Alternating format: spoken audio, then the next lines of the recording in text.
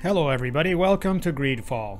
Here we are at the end of the game, and the hardest fight of the whole game is ahead of us. So let's get going.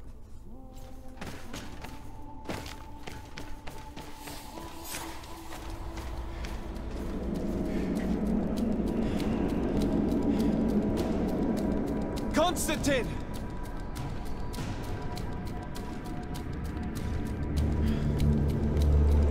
Restrain him!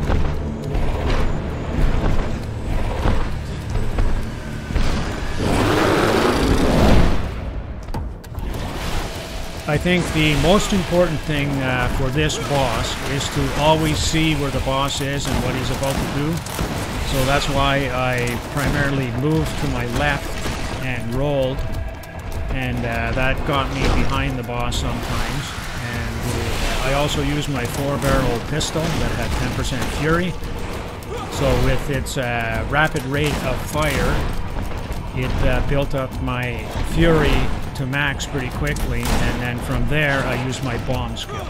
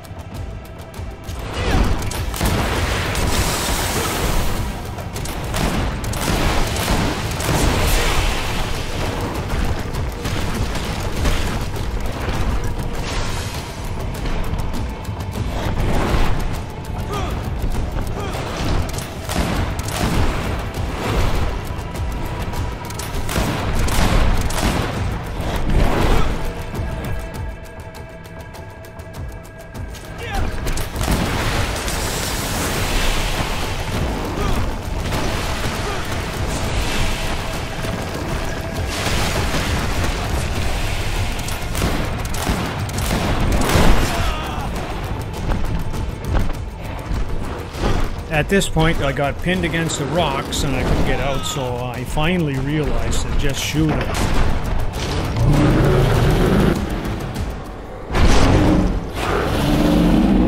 No! Stop! Step back.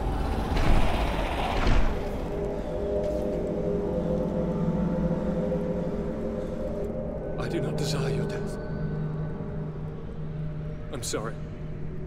Why? Why have you done this? But for you. For us. So that we may live free at last.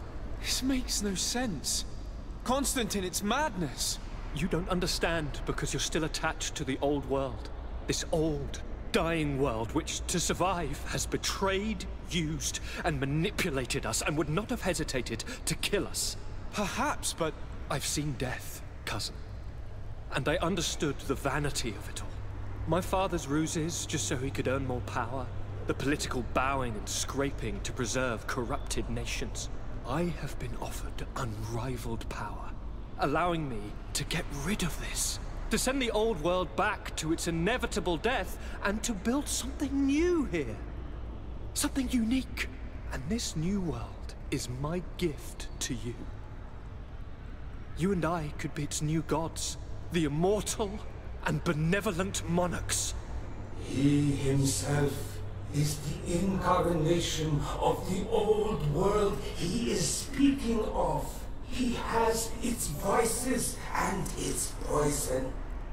For his own immortality, he's prepared to destroy everything around him, to break millennia of cycles. I implore you, flesh of my land, think of all the lives that will come to an end to feed his pride. Don't listen to this old god. He's like all the others, after all, clinging to life. All you have to do is to bind yourself here, with me. And we will be gods together, forever. I decided that Constantine had to be stopped, so this is the good ending with Duncus as the High King. Come.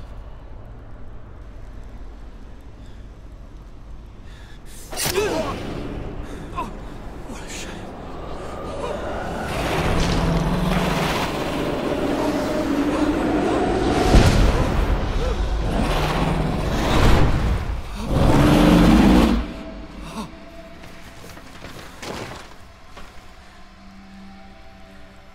Good night, sweet prince.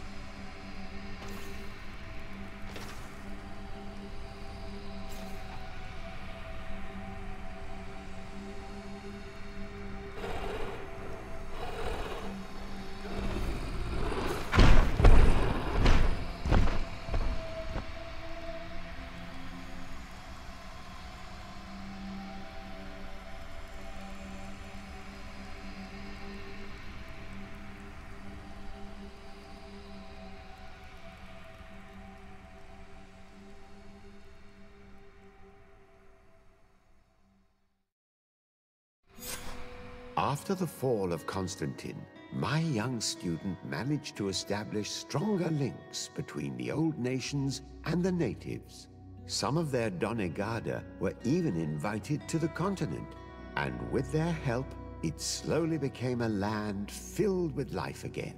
And for the first time in a long while, the number of cases of the Malichor is decreasing. Those who bravely fought at Dorhad Genadu were celebrated everywhere. After all, if it weren't for this unlikely alliance, the island would have fallen into Constantine's greedy hands. This victory allowed Siora to become the Marl of her village. But she often leaves to be reunited with the one she believes to be her soulmate. Sieglinde took Kurt as an advisor, but he insisted on keeping his place alongside his former student and friend, watching his back, as he always had. Afra set aside her weapons and went back to her research on the native culture and flora of the island. It is said that she is even writing a book with the help of Dunkas's clan when not visiting her friends. For his bravery, Vasco was awarded the rank of commander. He now travels the sea at the head of a whole fleet, but he often comes back to visit his brother-in-arms. Petrus's ambitions have finally been fulfilled. He obtained the much-coveted title of Cardinal. Despite the responsibilities implied by such a title, he still sometimes visits the one he calls his child. Despite the help Ulan received, which allowed him to restore the importance of the seaside Nemeus, he still had to renounce the role of Marl as he faced the contempt of the other clans. Her friendship with Nadaig helped Deirdre to overcome her reticence. She willfully accepted to follow the orders of her new High King. Dunkas and his people spent a lot of time with savants and theologians. Patiently, they shared their knowledge of the Earth and learnt new techniques from one another, and in so doing, they restored balance between the New World and the Old. Following the investigations revealing the horrifying practices of Dr. Asili, the Alliance changed their methods and even appointed an ethics council to oversee the work of its scholars. The public revelations of Saint Matthias's life led to a deep change in Teleme. The Ordo Luminis was dismantled for good, and the missionaries' purpose is now to establish dialogue rather than conversion. Aware that their culture of secrets would lead them to their demise, the Nords changed their methods. They welcomed numerous new recruits amongst them, notably natives. Under Sieglinder's control, the Guard returned to the honorable values that had made its reputation. And they did so all the more easily, now that their shadiest members were out of the picture. Alright, that's the end of Greedfall. Overall, it was an okay game. The only thing I struggled with sometimes was character control during combat, but that's about it. So I'd like to thank everybody who subscribed to my channel. I'd like to encourage everybody else to subscribe, please. If you want me to keep you posted every time I upload a new video, just click that bell at the top right. Thank you very much for watching, and stay tuned for a new game. But for now, this is Ebegeezer signing off.